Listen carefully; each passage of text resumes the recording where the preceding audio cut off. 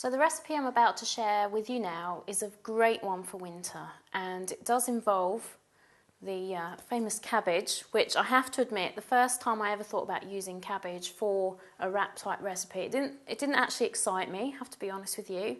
But once you've tried this recipe, you'll discover, as I did, that it's actually incredibly delicious and a really great alternative to something that you might eat more salady in the summer.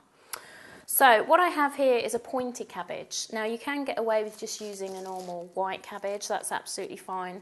But what makes this one particularly useful is just its shape and the way, as you see when I make this recipe, how it enables the ingredients to lay within it.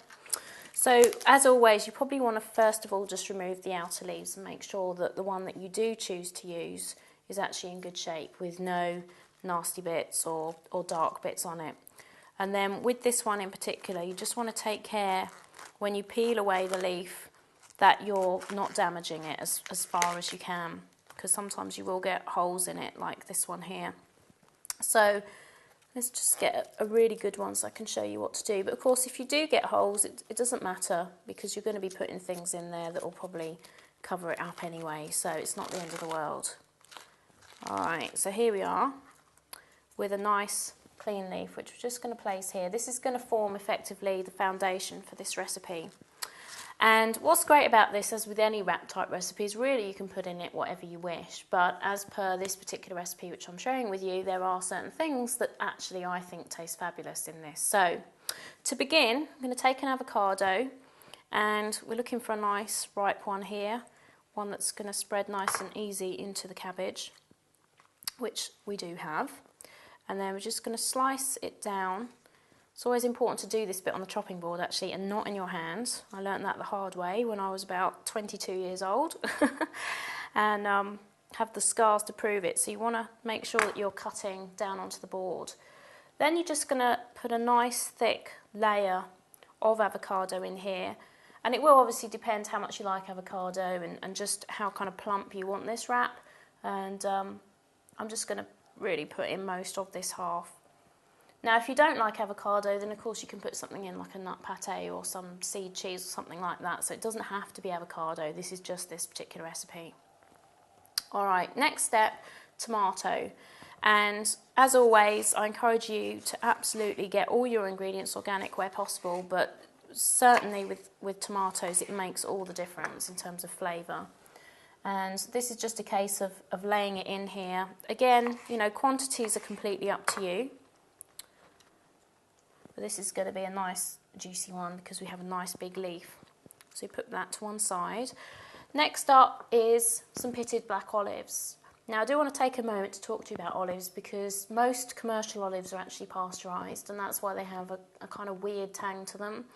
These particular olives are actually the Moroccan olives that I get from the US via the UK.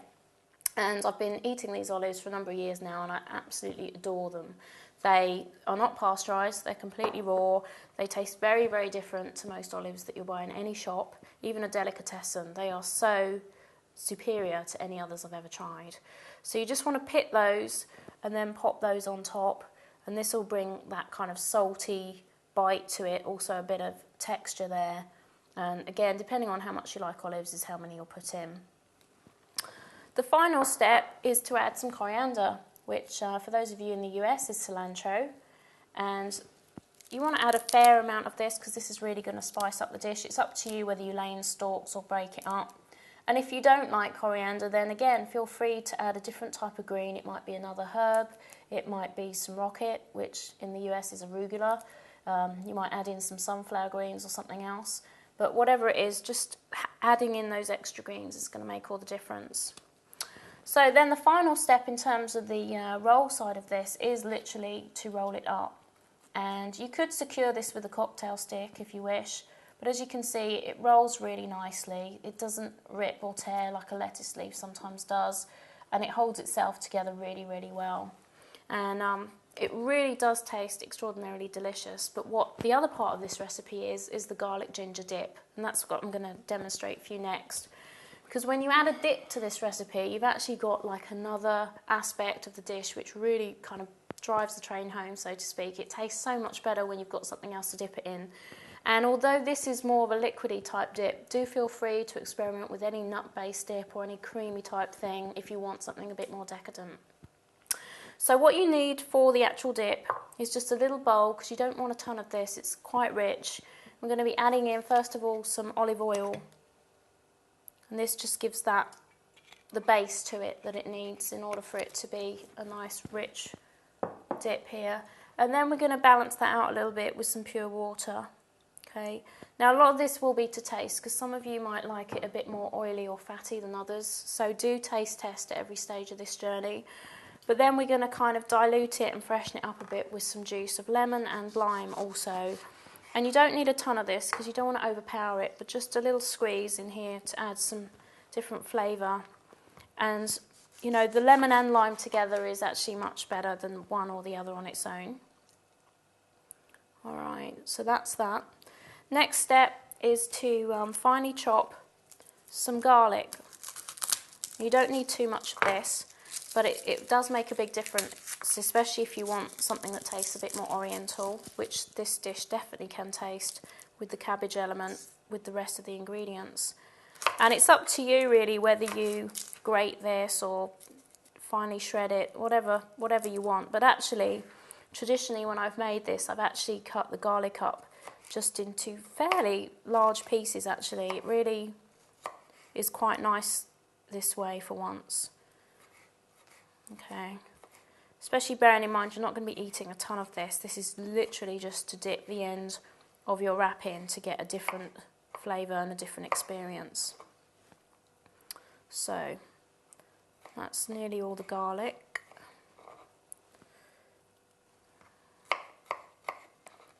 Okay, excellent. Next step, fresh ginger. Now don't worry if you don't like this, this isn't mandatory, but it is a nice addition. And I'm going to take the opportunity actually of sharing with you a piece of equipment that you may never have seen before. This is a microplane, and it goes by different names. The brand itself is microplane, but some people know it as a zester. And basically it's just a very fine grater which will enable you to take things like garlic or ginger or some things that you don't want a ton of, and then out the back you'll just get the finest amount of whatever ingredient it is that you want to use. And then you just scrape it off and add it to the mixture. And of course with something like ginger you don't really want a lot of it. Alright, so moving on to our final ingredient, we're going to take some more coriander. I'm just going to finely chop this. And obviously this will complement the coriander that's already in the leaf itself. And it actually makes the dish look very pretty as well. Okay, and then just give it a quick little stir and a tiny taste test. Brilliant. I'm going to add a bit more lemon just to sharpen it up. So this is the thing why it's so important to taste test, because you never know, and obviously your tastes are different to mine and you may want something sharper or sweeter. And that is our dipping sauce. Okay.